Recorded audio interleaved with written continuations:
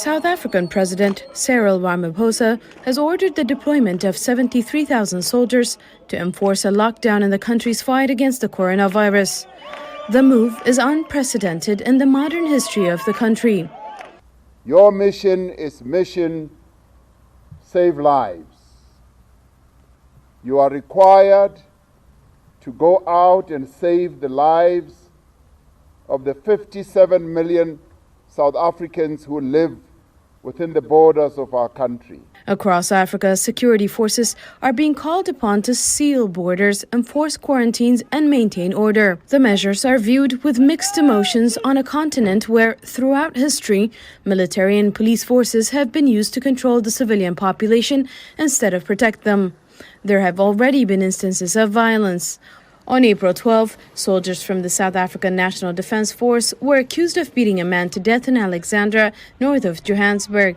He was the 9th person killed in April by South African security forces, according to local reports. John Siko, a director at a security consultant firm based in Dubai, said most militaries on the African continent are not trained in maintaining public order. Infantry training that teaches soldiers to subdue an enemy or retake a position could have tragic consequences when applied to a civilian population. How many places are even sending guys into squatter camps or other informal settlements around the continent, potentially with live rounds? It doesn't take much to set off a real disaster here. Siko said security forces need more training for missions that may require crowd control or other duties. I think it just speaks to the need that across the continent there's a great deal of desire and necessity for public order training to make sure that guys can respond in a human rights respective manner when this does happen. Dr. Cyrus Shahpar agrees. He's a physician and director of the Prevent Epidemics team at a global public health organization with operations in Africa. Most militaries, when they get involved in disasters, do things like natural disasters. They're not so well trained on, say, infectious disease events,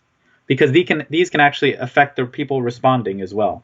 So it's important that that training is in place if the military is going to get involved, to protect the military too, that they understand the risks of them getting involved in an infectious disease event, and that's all based in science. Siko said that foreign training often focuses on the military, but assistance is also needed to help the gendarmes and police forces, most often called upon to interact with civilians. I think the next few weeks are going to be quite critical, and again, unfortunately, I do think it's a bit too late for Western or donor responses to have much impact here.